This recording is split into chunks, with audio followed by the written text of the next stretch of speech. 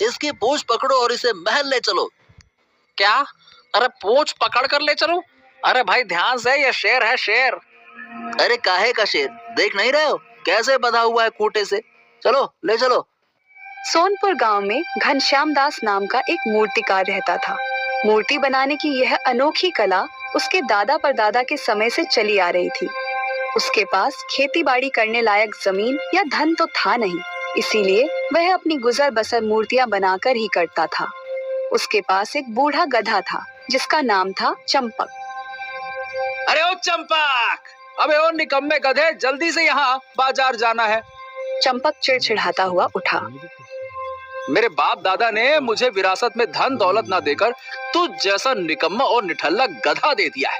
अब खड़े खड़े मेरा मुंह क्या देखता है? चल इधर आ। अरे ये कैसा मालिक है, एक तो इतनी भारी भारी मूर्तियां बनाता है और मेरे ऊपर लाद देता है।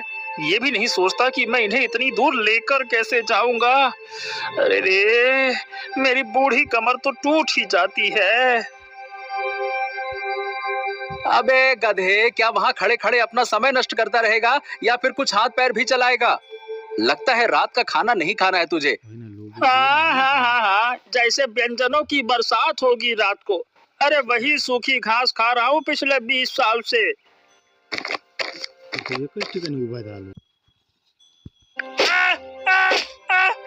बकवास करता है, मुझसे जबान लड़ाता है। ये जो सूखी घास मिलती है ना, बाहर कहीं जाएगा तो तेरे जैसे बूढ़े निकम्मे गधे को ये भी नसीब नहीं होगा, समझा? गुस्से में घनश्याम दास ने सारी मूर्तियों का एक बड़ा गट्ठर बनाया और चंपक की पीठ पर लाद दी। चंपक मार खाकर चुपचाप चल दिया। ये थी घनश्याम और चंपक की रोज की कहानी।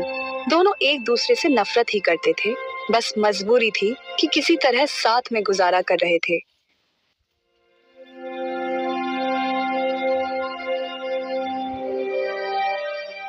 यहाँ तो कितने सारे लोग हैं। एक काम करता हूँ कि इनके पास जाकर इनसे कहता हूँ कि मुझे अपने साथ ले जाएं। मैं अपने मालिक से तंग आ चुका हूँ, अब मुझे नया मालिक चाहिए। घनश्याम दास अपनी दुकान सजाने लगा। वो काम में व्यस्त हो गया और उधर चंपक मौका पाकर फरार हो गया। चंपक एक आदमी के पास जाकर बोला, अरे बाबूजी, आप ये बोरियां उठाकर कहाँ ले जा रहे हैं?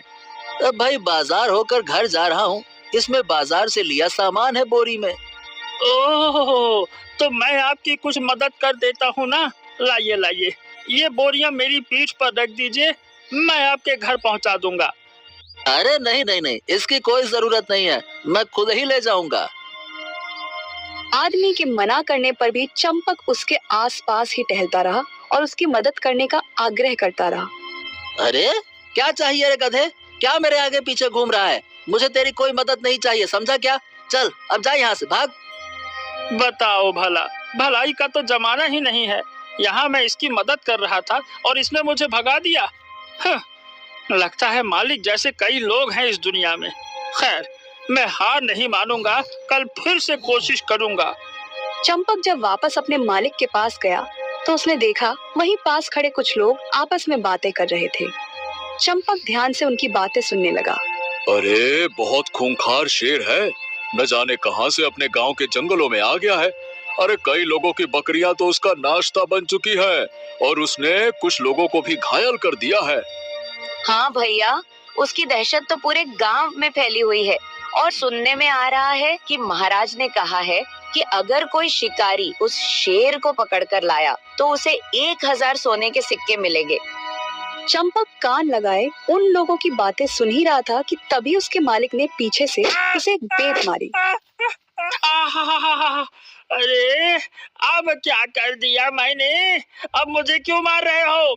मैं तब से यहाँ अकेले सारा काम कर रहा हूँ और तू बाजार में मटर गश्ती छानने निकला है। चल अब घर चल। अरे तुम्हें तो बस मारने का बहाना चाहिए।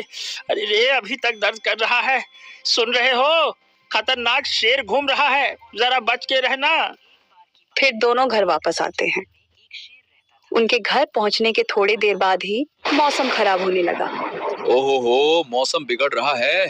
चूने की बोरियों को घर के अंदर रखवाना पड़ेगा वरना गीली हो जाएंगी। घनश्याम खुद से ही बात कर रहा था, लेकिन चंपक ने उसकी ये बात सुन ली। अरे नहीं नहीं नहीं, अब ये मुझे फिर से काम पे लगा देगा। यहाँ से मुझे फौरन 9 तो 11 होना पड़ेगा।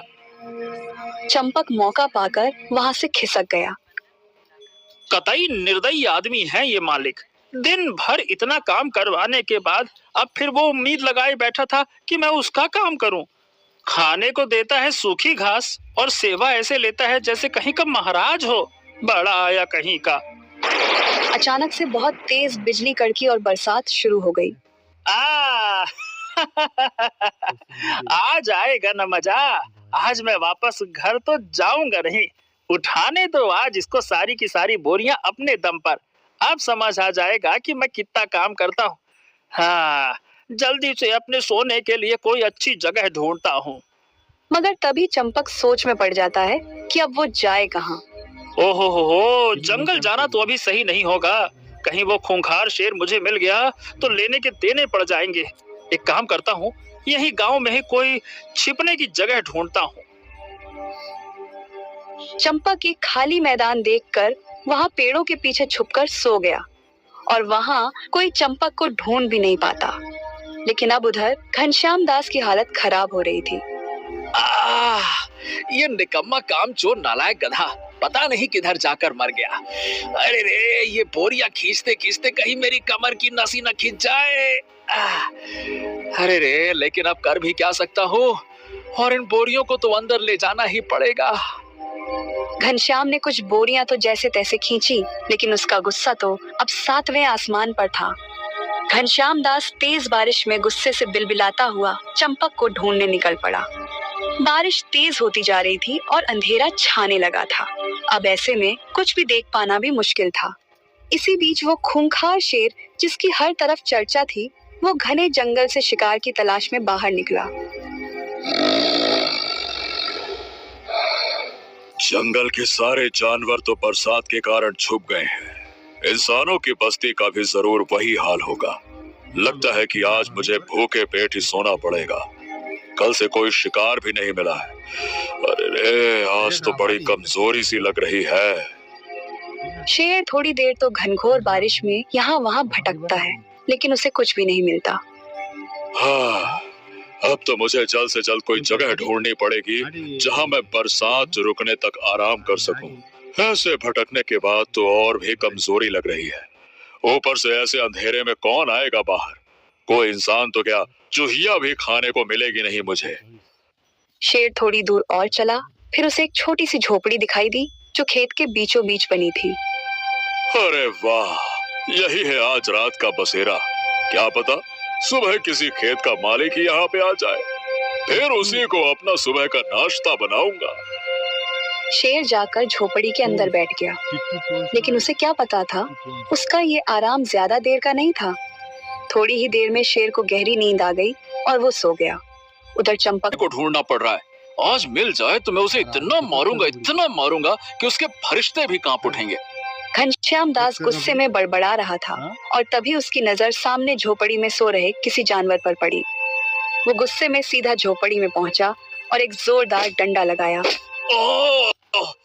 किसकी इतनी मजाल हुई कि मुझे मारे? अबे तेरे मालिक की निकम्मे नामुराद गधे कहीं के, तुझे तो मैं आज छोड़ूंगा नहीं।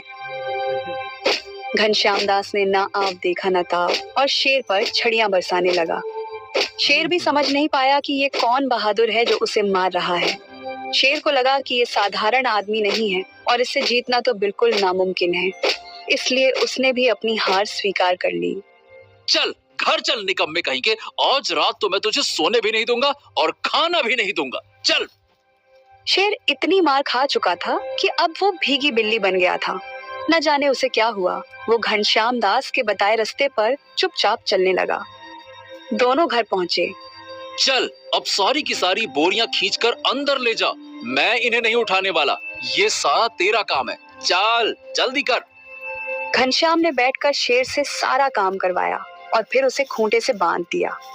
हाँ, अब यहाँ से कहीं गया ना तो फिर देखना, तेरी ऐसी सुताई करूंगा ना कि पिछवाड़ा लाल हो जाएगा।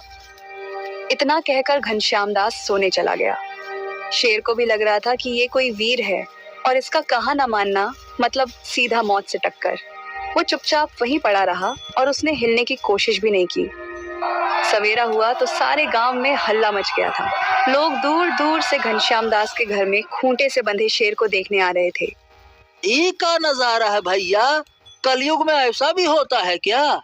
मुझे तो लगता है कि ये घनश्याम दास बहुत ही बहादुर आदमी है भाई। इसने खूंखार शेर को अपने आंगन में ऐसे बांध रखा है जैसे कोई भेड़ बकरी हो। वीर है भैया, तभी तो। ये वही शेर है जिसने सबको परेशान कर रखा है, यहाँ भीगी बिल्ली की तरह बंधा पड़ा है। लोगों का शोर सुनकर घनश्याम दास बाहर आया। अभी वो कच्ची नींद में ही था, तभी उसकी नजर बाहर बंधे शेर पर पड़ी। बाप रे बाप, ये शेर मेरे घर में कहाँ से आया? अरे नहीं नहीं नहीं नहीं नहीं, हाँ, कहीं रात के अंधेरे के कारण धोखे से मैं इसे तो नहीं पकड़ लिया है? हे ऊपर वाले, ये क्या हो रहा है मेरे साथ? घनश्याम दास कुछ भी और कहता, इसके पहले ही उसके घर महल से सिपाही आ गए। क्यों, तुम ही हो घनश्याम दास? चलो, तुम्हें महाराज ने महल में बुलाया है। क्या मुझे? पर काहे भैया, मैंने क्या कर दिया है?